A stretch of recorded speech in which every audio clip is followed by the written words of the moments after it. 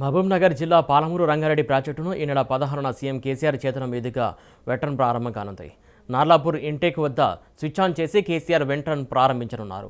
అయితే పాలమూరు రంగారెడ్డి ఎత్తిపోతల పథకం పనులను క్షేత్రస్థాయిలో పరిశీలించేందుకు జిల్లా కాంగ్రెస్ బృందం పర్యటించనున్న నేపథ్యంలో పోలీసులు అనుమతికి నిరాకరించారు. దీంతో ఉమ్మడి జిల్లా వ్యాప్తంగా కాంగ్రెస్ నేతలను పోలీసులు ముందస్తు అరెస్ట్ చేశారు. ఇదే విషయానికి సంబంధించి మాజీ మంత్రి జూపల్లి కృష్ణారావుతో మా మహబూబ్నగర్ ప్రతినిధి సాగర్ ఫేస్ టు ఫేస్. 16న సీఎం కేసీఆర్ పాలమూరు రంగారెడ్డి ప్రాజెక్టును ప్రారంభించిన నేపథ్యంలో పనులు పూర్తి కాలేదు, ఇంకా పనులు పెండింగ్లోనే ఉన్నాయి. క్షేత్రస్థాయిలో పరిశీలించేందుకు ఈరోజు కాంగ్రెస్ నాయకులు అయితే బయలుదేరారు. వీరిని అడ్డుకునేందుకు పోలీసులు ఎక్కడికక్కడ అడ్డుకొని వారిని అయితే అరెస్టులు చేసే పర్వం అయితే కొనసాగుతుంది. ఇదే విషయానికి సంబంధించి కాంగ్రెస్ నాయకులు మాజీ మంత్రి జూపల్లి కృష్ణారావు మనతో పాటు ఉన్నారు. ఆయన అడిగి తెలుసుకుందాం. సార్ చెప్పండి సార్, ఏంది పరిస్థితి సార్?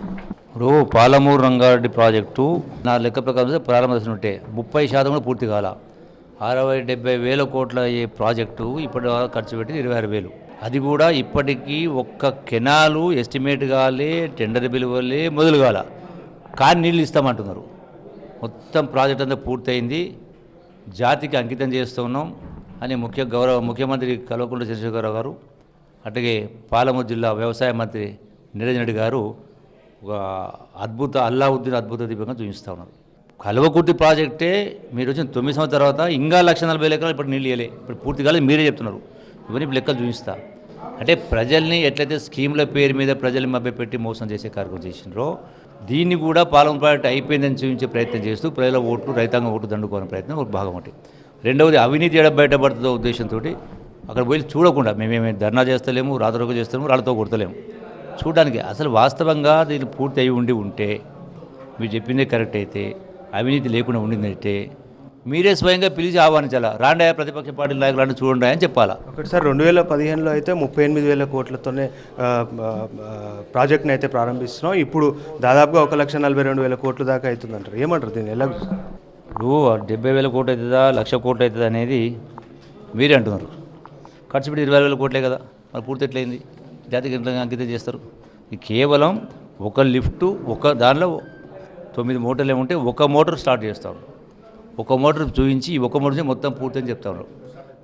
5 స్టేజ్లు, ఏ స్టేజ్లో కంప్లీట్ కాలే, పంపులు కానీ మోటార్లు కానీ. అసలు దానికి సబ్స్టేషనే పూర్తి కాలే, కరెంట్ సప్లై రాలే. కల్వకుర్తి సబ్స్టేషన్కు ఉన్నటువంటి పవర్ తీసుకొని దీనికి మోటార్కు కనెక్ట్ చేసి ఈ ఒక్క మోటార్ నడిపిస్తాం. ఒక మోటార్ తొడుస్తాయా? అంటే మీరు తెచ్చేటువంటి బిందెలు నీళ్ళతో నీళ్లు పోస్తారా? పాలమూరు రంగారెడ్డి ప్రాజెక్ట్ ద్వారా పాలమూరు వలసల జిల్లాలుగా ఉన్న పాలమూరు సస్యశ్యామలంగా మారబోతుంది.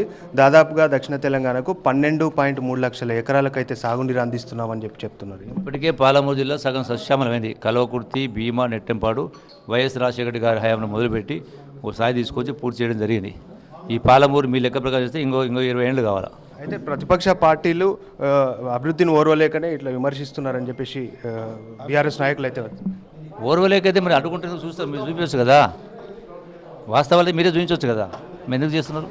పాలమూరు రంగారెడ్డి ప్రాజెక్టును క్షేత్రస్థాయిలో పరిశీలించేందుకు వెళ్తుంటే ఈరోజు బీఆర్ఎస్ నాయకుల ద్వారా ఇటు పోలీసులు అడ్డుకట్ట వేస్తున్నారంటూ కూడా జూపల్లి కృష్ణారావు అయితే తెలుపుతున్నారు. ఇది పరిస్థితి. కెమెరా పర్సన్ నర్సింగ్తో సాగర్, మహబూబ్నగర్.